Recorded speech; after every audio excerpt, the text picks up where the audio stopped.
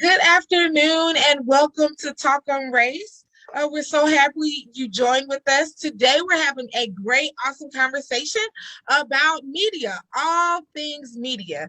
And as you know, we always like to start off with our land acknowledgement. The YWCA Lower Cape Fear serves the people located within the Lower Cape Fear region. This land once thrived with life from indigenous peoples, known today as the Cape Fear Indians and the Waccamaw Indian people. Living in established settlements along the Cape Fear River and Lake Waccamaw, along with many other established sites in the region. We need to protect and honor the history of these places. Indigenous people are not relics of the past. They are still here, continuing to demonstrate their talents and gifts amidst a backdrop of ongoing colonialism and oppression. They are worth celebrating. And we hope our land acknowledgement statement will inspire others to stand with us in solidarity with Native nations. So again, thank you and welcome to Talk on Race. And as normal, let's start with our introductions. So we'll start with Mr. Christopher Everett. Please introduce yourself to our audience. Hey everybody, my name is Christopher Everett and I'm the owner of Speller Street Films. I'm also the program manager with the Southern Documentary Fund. And I guess I'm most known for my documentary, Wilmington On Fire, which was about the 1898 Wilmington Massacre. And also we're wrapping up production on Wilmington On Fire Chapter 2, and that will be available next November 2022. Ooh, that's exciting. Yes. Got to work together. I want to be there at that premiere. That's going to be great. All right. Let's start next. Jessica, please introduce yourself. Well, hello, my name is Jessica Dewalt Hale. I am the editor of OTC Beauty Magazine, which is a B2B publication specifically for the multicultural beauty industry and beauty supply shops where we all get our hairstyles from. I am also the former editor of Hype Hair Magazine, and I'm probably most known in the Wilmington market for my time as a fashion and brand consultant during my time in Wilmington. So yes, hello, and lovely to meet everybody. Nice to meet you, and thank you for being here. All right. Mr. Brandon, Mr. Bigby, introduce yourself to the people. Hello, everybody. My name is Brandon Bigby Hickman. I am the program director for Coast 97.3 WMNX for Cumulus Media in Wilmington, and that's me. You are also known as the Black Mayor, also in Wilmington. But, we'll let it slide. All right, and last but not least, the most beautiful Miss Sandra. Please introduce yourself. Hi, my name is Sandra McClain. They call me Midday. That's my radio name, of course. Been with WMNX Coast 97.3 Cumulus for 26 years. Wow. So I am the midday personality. I'm also a DJ. I'm a member of a DJ organization called Core DJs. I was one of the first female DJs in North Carolina as a part of that, only part of that organization. And then I'm also a professor. I teach at UNCW and I teach at Community College. I teach UNCW Freshman Seminar at Cape Fear. I teach Humanities Critical Thinking. You do a lot. Y'all do a lot. Y'all are really busy. So we thank you for spending some time with us today. And you are a really great DJ also, just to put that out there. If y'all looking for a DJ, call Midday because she kills it. She has everybody from grandma to the kids, to the old people, to the Christians, to the saved, to the unsaved. Everybody be dancing with Sandra. So thank you so much for joining us today. And so today's conversation is really just about media and all types of media, media inclusive. So media thinking not just about social media, but thinking about, documentaries, thinking about production, magazines, print, radio. So tell me, why do you think media is so influential in our society today? Like, why, how did you become influential? Maybe what could be another start, and how did your role, maybe what you do, how has that influenced other people, influenced the industry, and anybody can answer. Okay, I guess I'll jump in. Thank you. So why is, well, how did I guess become influential in the industry and why the media is influential? My influence, in my opinion, didn't really pick up until I became the editor-in-chief of High magazine. And I led that about 1.5 to 2 years. And in that position, you really are leading a legacy publication that has been a representation for Black women about what's beautiful and what's not for decades, right? So there was a massive responsibility with that and trying to handle that with care. But in the process of having that role, that's when the influence kind of came. Now everybody knows who you are. All of a sudden, people were following you on social media all of a sudden. But I will say in regards to why is the media so influential, the media is the culture. The reality is the media sets the tone for the culture, even if it's not accurate to the culture, which is what I find intriguing. It's like, take, for example, what you see in the media about Black culture, maybe say on the news, or what you would hear about in certain podcasts or documentaries or whatever. That's someone's perception of us, but we're all consuming that content, and then we take it in as its gospel. I mean, it becomes the culture. So it's like, in a way, it sets the tone for the culture, and it also influences the culture in a way that could be positive sometimes and negative sometimes too, unfortunately. Yeah. Anybody else want to jump on that question or have any thoughts about influence? I agree with Jessica. Some of us on here probably, when we used to listen to Public Enemy, which we probably still do, Public Enemy will probably always say, because of their records and because of what we were listening to musically, it was the Black CNN. We found out everything we needed to know from the radio or from any media outlet that was ours, quote unquote. We were able to tell our story. We were able to tell what was going on the ground. And I think that's, when you say the culture, we even have moniker on our station that we are the culture. I mean, you could listen to radio all day, but we actually live the lifestyle. Because our station is a lifestyle station, not just talk about any urban station. It's a lifestyle station. It's what we go to. It's, it's church on Sunday morning and raising hell for the rest of the week. I mean, you could say any way you want to put it, that is our, and we try to be the Black CNN, what's going on in the community as well as what's going on in the news. And we try to be the smorgasbord for our community, especially in a town, especially in a town like Wilmington, where you don't really have you have one large urban station. So we have to be the smorgasbord for everyone. Yeah, definitely. And how I guess maybe what is the first moment that you realized that you were influential? What was that moment like? And then how did you decide to use that influence for good? Is that geared to everybody or everybody? Yeah. I guess I'll go. I guess that moment I realized it was, I think after the film came out, Wilmington On Fire, where I think my first ever screening was at the Cuppalores Film Festival. It's like November 2015, and standing there in front of like 600 people. And that was like the first time of me showing the film publicly. And that was actually the first time of me actually speaking in front of people in general, and 600 people. And then just taking that momentum after that, and then just having a lot of people say, man, I love the film.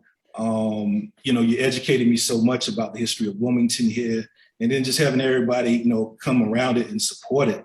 And, it's 2021, and the film's still going strong. A lot of celebrities have endorsed it over the years. And so I think, once I got the film out there and people really started embracing it, that's when I realized, okay, I got some influence with this thing. When I put it together, I didn't realize that was going to happen. I just wanted to get the film made, and whatever happened, will happen.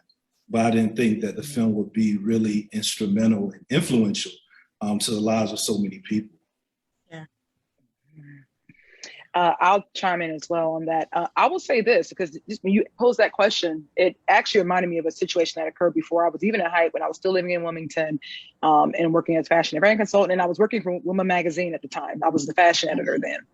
And I remember I came across a young lady who came from she wasn't from Wilmington, maybe from Goldsboro, I believe, but she's a blogger. She's doing quite well now.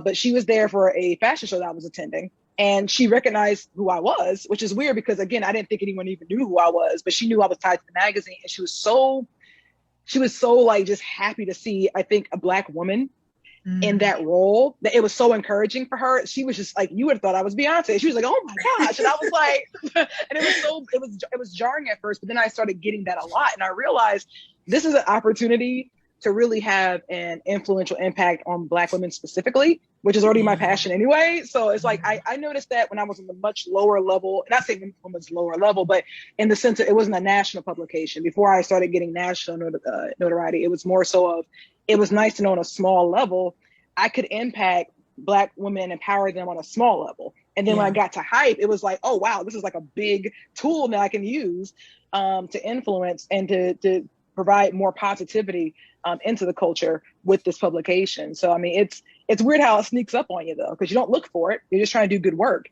and do right by the culture, like Chris was saying. And then it's just like, it just kind of comes with the territory. Yeah. Yeah. And wait, were you going to chime in? Midday? Yeah. I think for me, it's kind of interesting because, you know, I started in radio a long time ago. And not that long ago. You were too. But what was interesting was I had a lot of self-confidence because, you know, I'd always been told that I was influential and that, you know, I was also in theater. So I did a lot of theater, and that's what I tell people. That's probably the reason why I do so well with TikTok. That's why I'm all over TikTok. It's because I know facial expressions. And so I was in theater a lot, and I've always had that influence where people would say, people listen to you. And I remember my drama teacher say, I don't know what it is, but when you speak, people just listen. And, you know, you're a child. You should hone in on that. And I was like, all right, you know. Later, I get into radio, and so I had that self-confidence. But it wasn't until the year of 2012. I remember this distinctly. I was hosting an event because that's what we get to do in addition to doing radio. We get called on to host a lot, which I absolutely love because I love being around people, which is why the pandemic was so hard last year. But I got this opportunity to host this event, and at the end of the event, a lady came backstage. I was getting ready to walk out the door, and the lady that was directing the event said, this lady's looking for you. And I turned around and looked at her. I was like, you know how your mom said, I don't know her from Adam's House Cat, you know. And I was like, maybe to the radio, you know, I don't know. She said, I just wanted to stop you and say thank you so much for keeping me in my seat. And I was like, oh, you're welcome. You know, I've gotten compliments like that before. She said, no. Now, I really want to explain to you. This particular event, I was trying to lighten the crowd a little bit because my mother was suffering from dementia. So every time I would come out, I would tell them a funny story that my mom would do. And, you know, I would tell her, like, we had a bird and a fish, and sometimes she put, you know, the fish food and the bird, you know, it was like, and so, you know, she would say, I know the difference between a bird and a fish and all this kind of stuff. And the audience just laughing. I was trying to say, you know, just, you got to make light of it. She said her mother was suffering also from dementia. And she did not want to come to that event. And she said, I was going to leave. I just wanted to stay for the beginning. She said, but I'm so glad I sat through the entire thing because every time you came out, I was listening to you going, I need to take her advice. She said, because Monday I was going to put her in a home. She said, now I'm not going to. I was like, whoa. That was just. So you be like, something in my eye. The power, influence, our words have power. Mm-hmm. Yeah, and speaking of that, your words have power and that influence.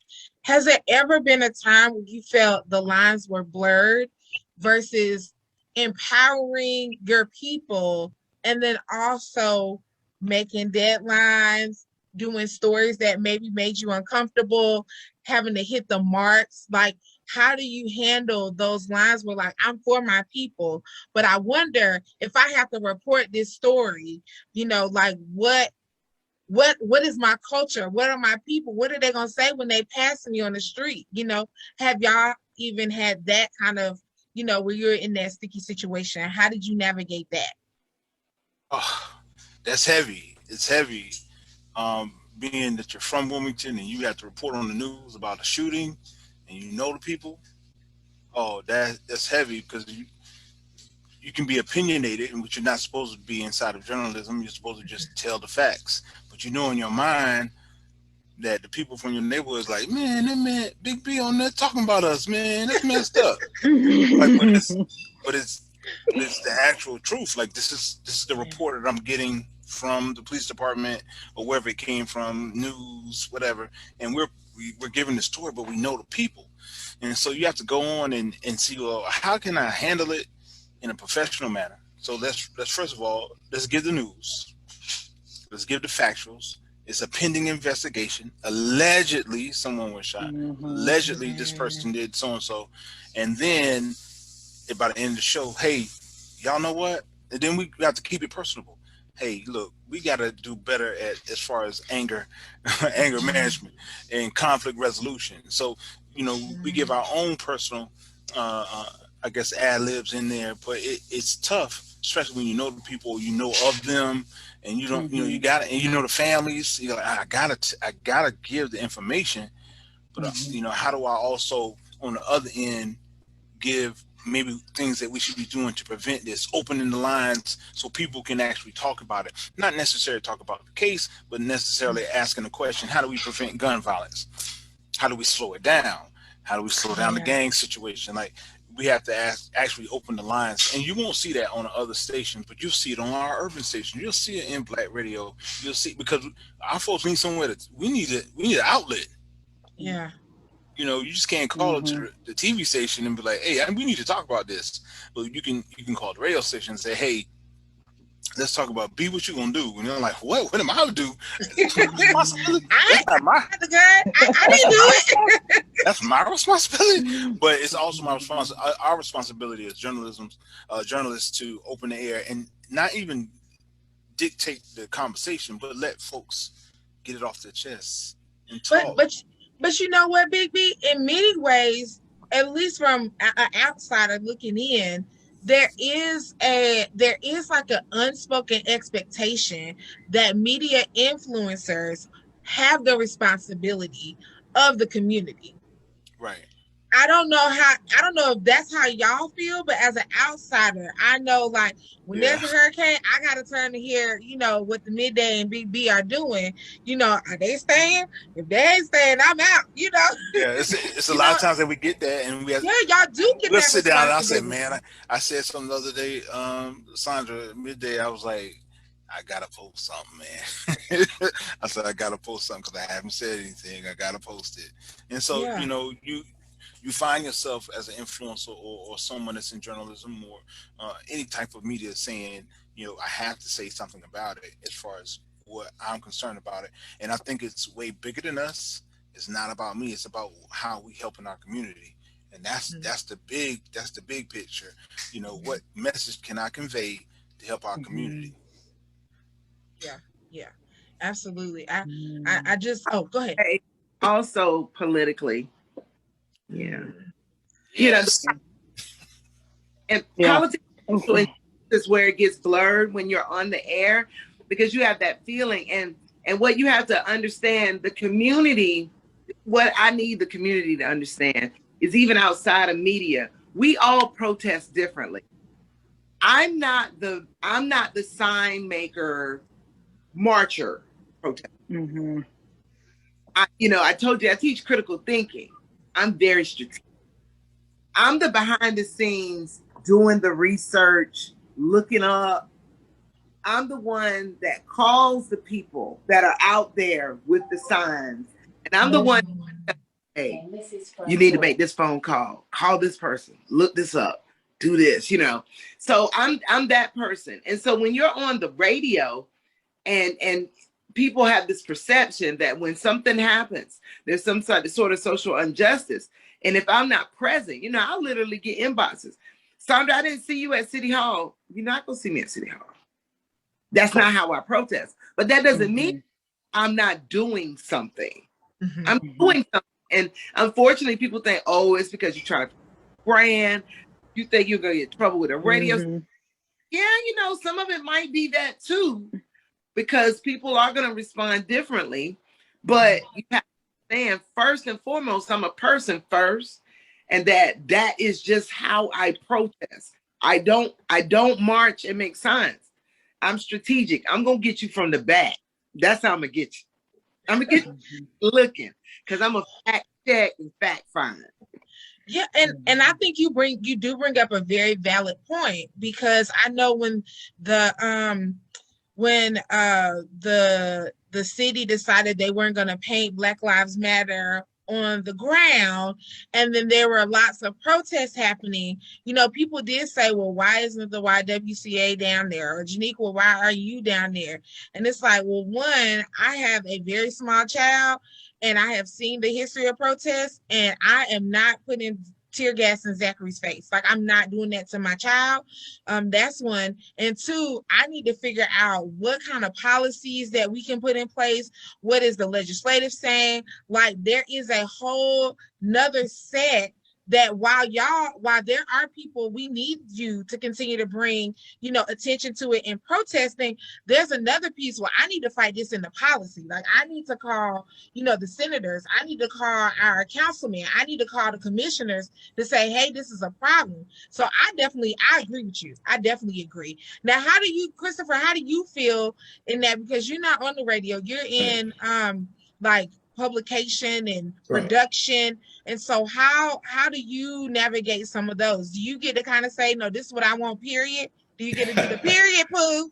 It's like, I think, we all have a role to play. How y'all are protesters. I'm not either, but we bring the camera there, because I know even with Wilmington on Fire, Chapter 2, we're focusing on Wilmington today. And we were there with a lot of the protests. We were there capturing the tear gas and all that stuff of the protests, and also for the protesters to speak their mind, because they know we have that influence with the documentary and with the Wilmington On Fire brand to get it out there on a major scale. And, so I felt like that was my, opportunity to do that, to include it. I said, you know what, I think the world needs to hear their story and see all the sides of it. You know what I'm saying? We tried to reach out to the police department to see what they're trying to do to make things better.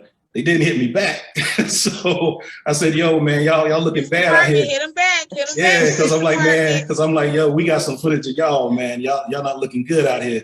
So hit me back so I can at least make it balanced and give you guys the opportunity, because I like to show all sides of the perspective. You know what I'm saying? I think that's the responsibility of a documentarian, is to do that. You know what I'm saying? So, we kind of put ourselves in harm's way, a lot of times. Being out there, I saw some wild stuff happening, and I know my wife. She was, worried about me a few times. But I say this is part of the job.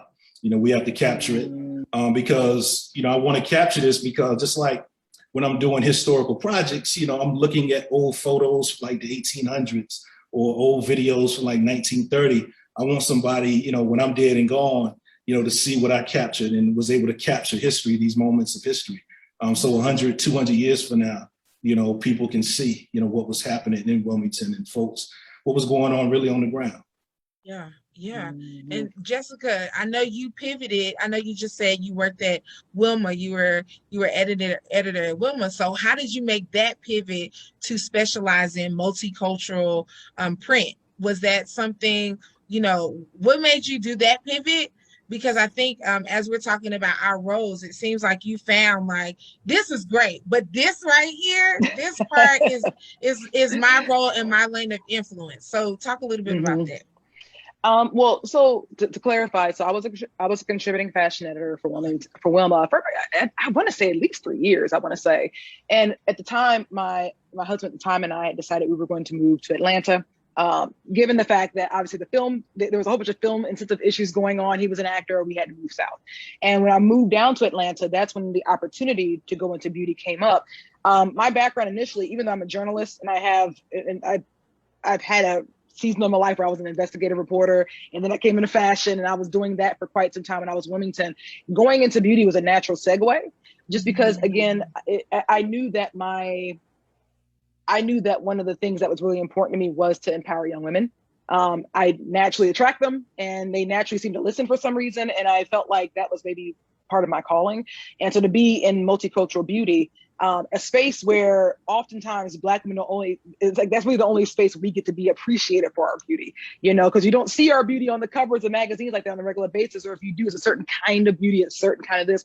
And I wanted to make sure I added to the conversation and had some level of influence on a level that could be, trying to think of the best way to say it. I wanted to make sure I could put the best impact for Black women, because I felt like I feel like sometimes we're not always, we kind of get lost in the shuffle of things.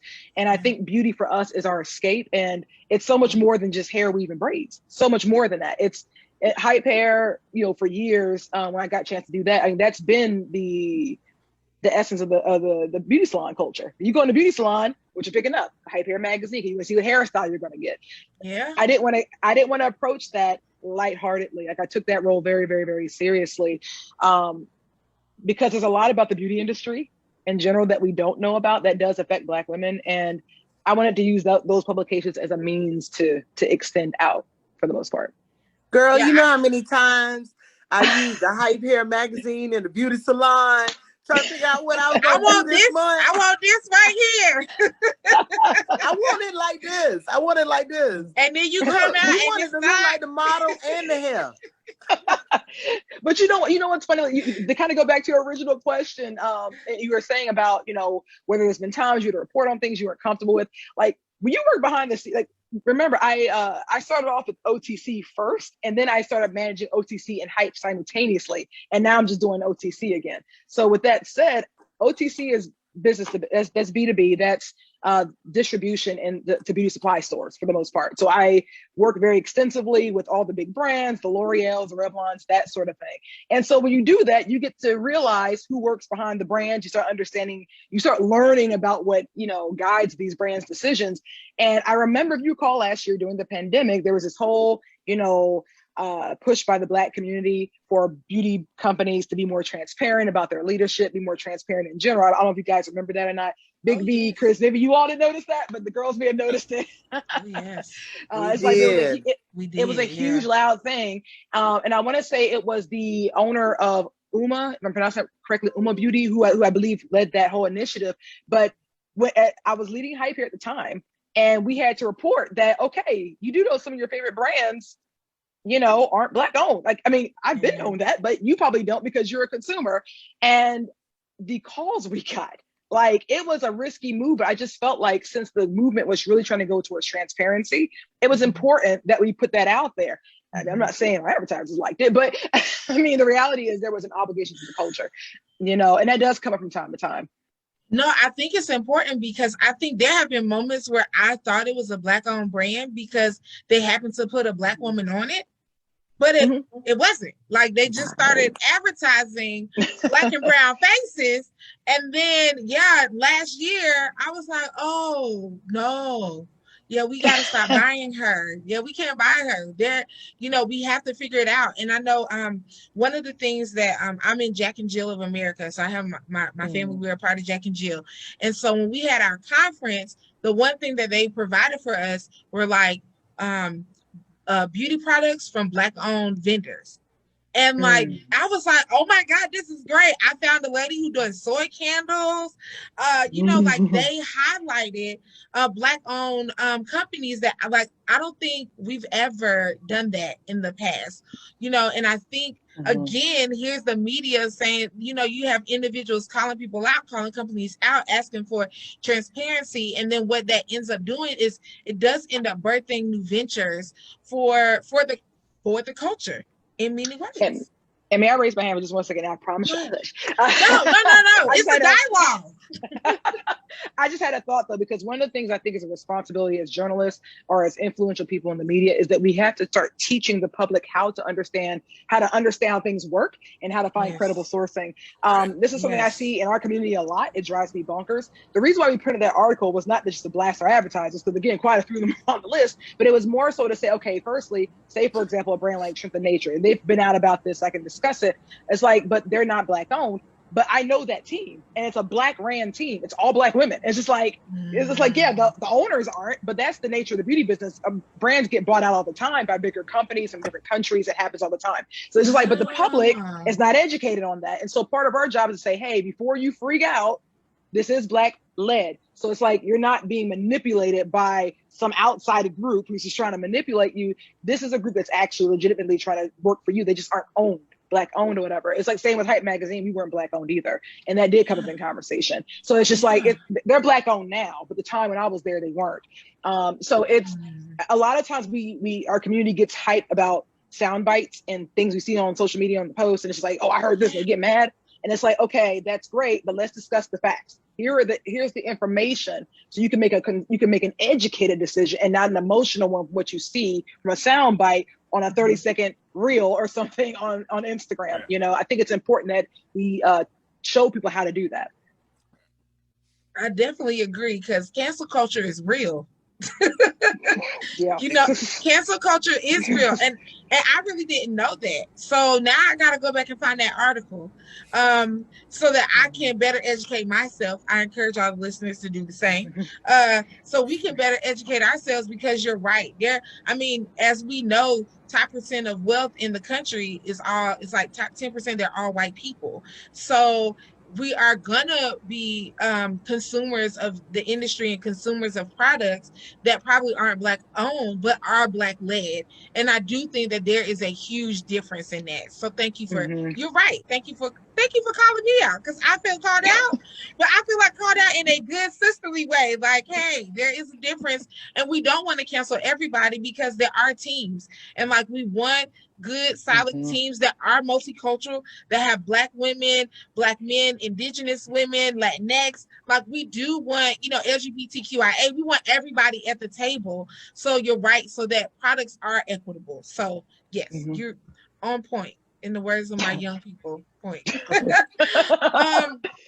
So speaking about, you know, we talked about influence, we talked about media, we talked about roles in society.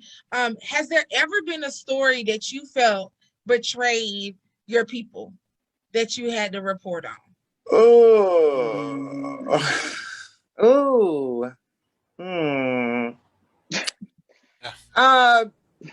Okay, I'll chime in a little bit. Okay, so I'm gonna try to say this in the best way. Okay. So this is kind of like a lot of times on the radio, and Bigby, my boss, Bigby here will attest to this. That we also, you know, radio is just not Chris Brown and Lizzo in a song. We also inform, like you said, you know, during Hurricane Florence, you know, things like we inform our community. So luckily, we have a leader like Bigby at our station that's our program director that does kind of give us free range. You know, being the music director, me and him, we consult sometimes. You know, we go, should we talk about this? Should we do this? You know, whatever.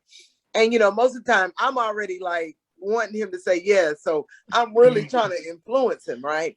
So a lot of times, a lot of the stuff that we talk about are needs in the community.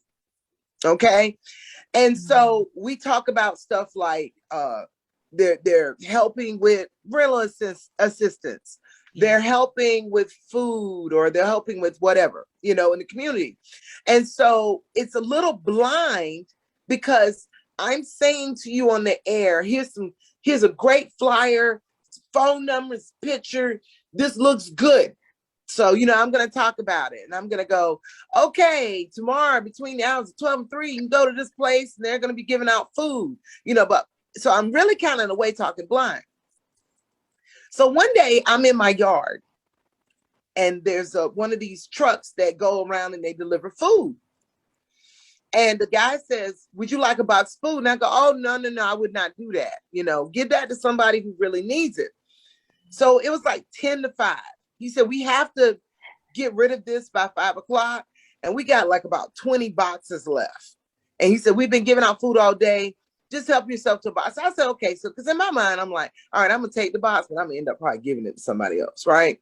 Yeah. So he gives me the box. I bring it in. Somebody says, open this box, because you talk about this on the air, Sandra. Midday, you talk about this. You tell people to go to these places or whatever and get this food. I opened the box. In the box is a gallon of milk, powdered there was some sort of powdered, what was, oh no, what powder? It was grated cheese, an onion, a bag of carrots, and a pack of hot dogs. Was that it that was in there, Brandon? Because I wanted you to see it. That was all that was in there. I look at the list on the side, and what was supposed to be in there was also be some poultry, some other stuff. So I look at this box and I go, Brandon, so just happened that day, Brandon was out doing something and he called me on FaceTime and I said, hey, can you stop by my house real quick? I just want to show you something. He was like, oh Lord. So he comes by my house. I said, B, I want you to see this box. He said, what about it? I said, this is what we're telling people to go get. So what I want you to do is put yourself in the frame of the mind. You're a 24-year-old single mother with 2 kids, and you get that box. What are you going to do? What are you going to make? You only got maybe $5 or $10 other dollars to yourself that maybe you could complement. But you got carrots, milk, a potato, or what else did I tell you? Grated cheese and a pack of hot dogs. Okay. What are you going to make for your family? I said, but this is what we are reporting blindly. Like we're telling people to do this stuff, or we're telling people, and that's just one example. Yeah. And what I'm basically saying is we're doing a lot of this stuff blind. You have no idea. I don't know what I'm sending the public out there to go get.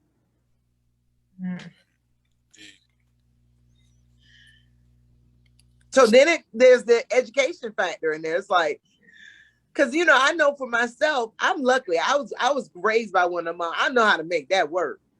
I don't like. Give me $10. You gonna have a cheese dog with some onions on it? Like I don't know what you make with that. No, I'm gonna say you give me $10 to go with that box. Oh yeah, you gonna need a whole and some bread too. Some bread. So I'm gonna go get some buns for the hot dog. Then what I'm gonna do with that cheese? I'm gonna buy something to go with the cheese. So I know what to buy. You can have macaroni. Yeah, no, I get it. There you go. Yeah. So okay, so I hear like, so do you come back on the air and say, hey, I know we've been advertising this, y'all, we're gonna move to the next one? Do you skip it next time it comes your rotation? Like, that's what do you do with that? What do you do You're with hesitant. That? You're just hesitant the next time you see it, which is sad because you know what? That might have been that particular agency. Yeah.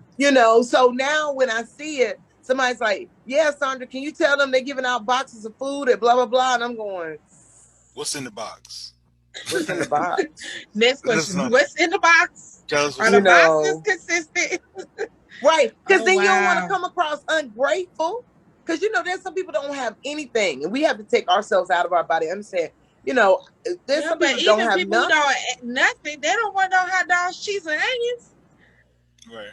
I mean, maybe they'll take the hot dogs, but yeah, I don't know. I don't know what to do with that. What about you, Jessica? How does that work? Do you reprint, or do you say don't use that product anymore? How do you deal with that when you kind of get in essence like almost a bad reference? That's a tough one because at least in this current sphere that I'm in with the beauty industry, the only time I can think of a moment when that's occurred that's similar to her story, or at least a piggyback, would probably be, ladies, you may know, the gentleman may not, but there was a brand that's a multicultural brand, but it started off as a mainstream white brand and kind of went into the Black culture, trying to like get more natural curly hair girls into the customer base. And we were pushing this because we were working with this company behind the scenes, obviously, not just with the magazine, but my magazine's tied to a bigger institution that handles distribution. And so we were working with them to make sure that their promotions was making sense in our magazine, that we could really get it out there. And great people. Enjoyed working with them, but then it came out that their products are making people's hair come out, are going bad, and it was a big thing last year. I'm not going to say any names because it's still kind of in contention, and it was just like, what do you do with that? And I'm telling people, I'm putting in articles, I'm putting in product recommendations when it comes to the editorial stuff that I'm doing, and it's just like, Now, I don't use the products like that because it's just my hair type doesn't match it. I have tried it though. I think it's quality products, but then apparently not. So what do you do with that? And in that instance, we couldn't really print a retraction, but when we were leading Hype Hair, I was able to at least say, okay, I'm going to give your company an opportunity to address this by coming in, interviewing with us, and let's get that out there, because we got to address what's happening. I can't just act like everything is copacetic and that your products aren't causing some hair issues for people. Right. It's just like, but I know that's not your intention. Why don't we sit down and have a conversation so I can effectively report this, but we can also make sure your side is being told.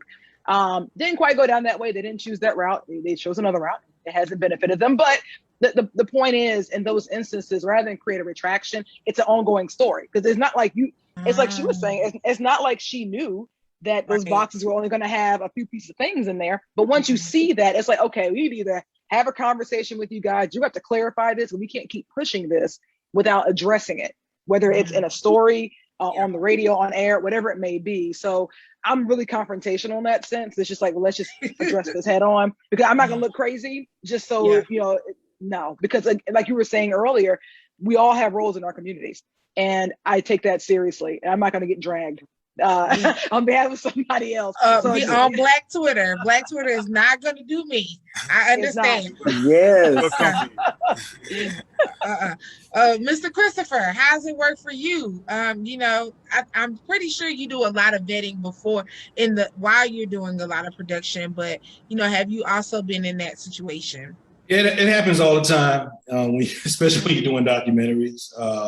It's happened to me. It's happened to other documentary filmmakers as well. A lot of times you just don't know. It could be something that happened 20 years ago, like say, like you have an interview subject and, they're cool, they seem cool, they have great information, but they might have did something 20 years ago you ain't know nothing about because they ain't mentioned it. You know what I'm saying?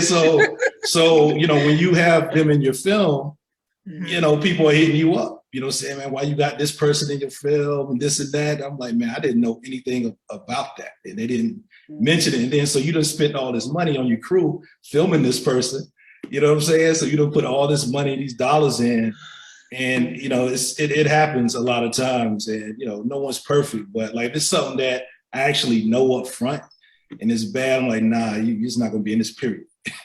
So, and a lot of times you just have to take that loss, and sometimes that happens like that, so a lot of it just made me kind of start vetting a lot more, researching the person, finding out who they know and talking to them as well, and just really dig and dive around till say, okay, I don't really see any red flags here.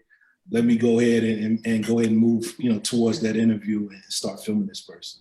So it's, sometimes it's tough. It's tough sometimes to kind of, gauge folks, and see, what they're really about, but it is what it is. And, hopefully you can make the best judgment sometimes. But yeah, sometimes we get caught up in things like that all the time. Yeah. Right. Well, in our last 15 minutes, what I would love to kind of end and discuss is how has your role in the industry also been influenced by your race? It's not a lot of Black and brown, radio hosts, production editors, a lot of us are really in the top 10% of our industry as far as, Black people being concerned. So how have you navigated race in your roles and race in your jobs? And, what is the feeling like when you're thinking about disparities at work, knowing midday, you may be the only Black woman sitting at the table. Do you hear the ancestors tapping you like, say something, sis? Nope, don't do this. Not this ain't the time. How do you navigate that? How do y'all navigate, just race in your line of work? I think that's a great question. In a lot of these rooms, I think a lot of people are looking, if you're getting funding or anything like that, or it's a group of white men or white women, they're looking at you as the expert. Yes. Are you the expert in everything else? Well, not all Black folk think this way. But let me give you a couple examples. It may happen this way, or it may happen this way. But we're not the total experts on everything all Black, and that's a big thing. And I know a lot of people. You're sitting there at a table, and you might be the only black person there, and everybody look at you like, okay, wait for the answer. And that's a big thing that we have to deal with inside of media, but we can't champion for the things that we need to be talking about. Like I can go in and say, hey, I need to be at Juneteenth. I don't care what's going on. We need to have our truck, and we need to be at Juneteenth. We need to be at the polls. They need to see, our folks need to see us at the polls. Our folks need to see us at certain events. We need to be there. You know what? If we can't take the truck, we're going to be there in person. And so, you know, a lot of times they say, okay, all right, yeah. I say, okay, yeah, we need to be there because it's important to our community. It might not be important to you, but it's important that our community sees us there and that we have some concern with it, as well as us being intentional, which is really cool. I met my general manager week before last, and he said, B, can I really talk to you? He said, I really want to be intentional when we sit down and hire a sales rep, an account executive. And I said, well, thank you. Number one, thank you for being intentional. Because there's not a lot of us on the other side of the room. So when we talk about radio, a lot of times we just think it's somebody getting on the air and we talking, we having a good time, we playing, but you know, it is a business. So, you know, these folks are selling ads and that space doesn't look like us, which makes it harder for an account rep to sell us. So if you live the lifestyle and you are African American and you're urban and you listen to our station as kind of part of your everyday situation, then it's easy for you to sell because you know at 12 o'clock I'm doing old school. So of course you want someone listening during that time so you can be able to sell that. And you know at night when Mike Lane gets on to do his mix for the 9 o'clock mixtape, it's a younger audience. So you're going to try to sell that to that. You just can't sell everything to everyone. They have to be specific situations. So it helps a lot. And I think if we not really question or demand, but when we have a conversation, if we have higher ups or we have a conversation with our peers, that we ask them to be intentional. That it's not just me sitting at the table, it's me and my team or me and someone else outside in the community. Let's all sit at the table and be intentional of who we have on the air. If we're going to be intentional, the urban station, maybe we just need someone not just on the urban station, but maybe we need somebody on the talk radio station. Maybe we need somebody in talk radio. Maybe we need somebody in classic rock. Maybe we need somebody in the front office. So we have to be intentional of how we look, so people will do business with us. And what they're not to take up the time, but what that does, that helps. And I'm just only speaking for Wilmington. What happens is young professionals, middle-aged professionals, stay longer in our area because there's a need for them. Yeah. There's something that they have, and it's a talent that they have that they won't get anywhere else. It's you know, when people say we are magic, yeah, it's a little bit of magic, and some people don't have that. But to get folks to stay in our area, it's hard sometimes because there's no, you know, I don't know where I fit in. But when we're intentional, we say we want you here, then that makes it so much better. Yeah. Yeah, exactly. I'll chime in too and say how the race really kind of impacts the role, how it can be challenging in general, because at least when I was starting off in journalism, I was often part of a handful of African American people, if any. I think my first job maybe had 3 or 4 maybe out of and I was working for the New York Times regional group at the time. So it was one of their bigger papers in South Carolina. And I would say that for me, especially as I've gotten older, I use my race as a means of keeping things in perspective. When I'm in meetings, when I'm talking with bosses, people who don't have any familiarity with us, again, I'm not really anti-confrontational at this point because I feel like it needs to be discussed. And I specifically remember one of my very first big stories I had was when a young lady had gotten allegedly kidnapped. She had 2 children she left behind. And it turns out she had some mental health challenges, and she fell in love with a guy who was really in the sex trafficking ring. And he had trafficked her to Atlanta. And we ended up doing a big front page story on it. It was my first big front page story. And the vitriol that we received from the public was insane. It was so insane that we were in a staff meeting discussing the next chapter, the next installment of the story, because the first one was she's missing. We don't know where she's at. Her family is concerned. This is a missing mother. And then we found out that the person who had taken her had been in contact with the family and told them, hey, come get her. We don't want all this drama that's coming from the media. And we were trying to decide if we're going to put it on the front page or not, what kind of treatment we're going to give this story. And I'm arguing with the editors about it. They're like, no one cares about this. No one cares about missing Black girl. Now, mind you, that was, she were blind. Wow. I mean, I'm sure we wouldn't be having this. I mean, we had a full, I mean, it's, and again, I say this knowing it's well documented. There are some other organizations that covered the story with us. So it's well documented, but I learned then that we have to have a diversity in these media, in these publications, in these newsrooms. And it's like, it's so necessary. It's not even just Black representation, it's representation across the board of all minorities that are not considered the norm. It's like, because those type of situations happen often, even in the beauty world. I can't tell you how many meetings I've sat in when they're giving us marketing pitches about how they're going to be pursuing our audience. And then it's like, it's almost condescending, or it's almost like playing to the lowest stereotype of Black people. And it's like, did anyone think about this before y'all decided to do this? Right. And it's like, and so in a meeting, I will be the person to say, that's crazy and no one's going to go for that. Now, they may not always listen to me, but there needs to be somebody who is in there to say, this does not represent the culture. Like, stop. And I think that's why it's hard to be just a journalist. Like, I have to be a Black journalist or a Black writer or Black editor, because that's part of my responsibility. It's not a lot of us in this position. So you're required to make sure the standard remains to a certain point. It represents our people accordingly. Yeah. Mr. Christopher. Yeah, coming from, the film perspective, race, pretty much, impacts a lot in the film industry. One of the reasons why I started my own film company was because it was hard to get in the door, of some of these Hollywood productions. Even, we see a lot of the increase in production in Wilmington and throughout North Carolina. When you look on the set, I'm saying the real deal jobs, not the background extra stuff where you're getting paid minimum wage, but some real deal, jobs within the film industry, you rarely see us. You know what I'm saying? At all. And, that needs to change. And that's one of the reasons why I started to do my own thing and just made a way, and also have other people of color work for me, and so they can increase their experience. And I know I push like the government here, because they have a film commission type thing.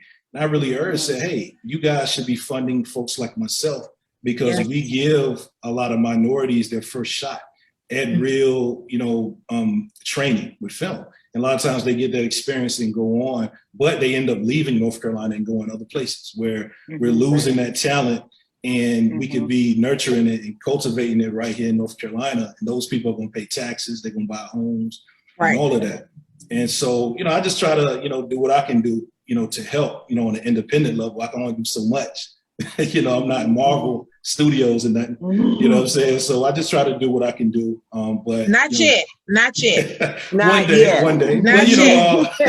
Because you're really good. You're really good. Not yet. One day. But also, another reason why I wanted to do this, especially in the documentary world, is that a lot of times I would see a lot of documentaries about our history and culture done by other people, mostly white folks.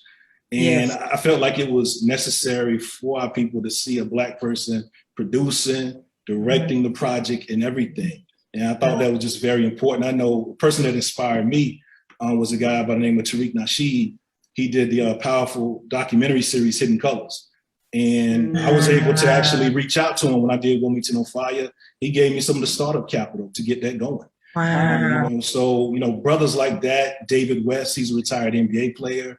He gave me some funds to finish up Wilmington On Fire as well. So, being able to tap into those people that had some influence, had some money to help me cross the finish line, really helped a lot. And I think it was very important for people to know that. That's why anytime I would do a Q&A, I would talk about David West, Tariq Nasheed.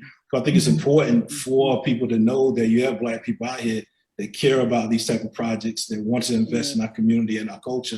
But also I've had, white investors as well that are cool. So, I'm not going to, turn that down. Now, if somebody will give me some bread. But, That's right. That's right. I think it's, I think we, you're out here and people really want to support, someone genuine that's really trying to do the right thing. And that's why I try to, put myself out there like that and just try to do the best that I can, and also bring up other filmmakers as well to do the same thing.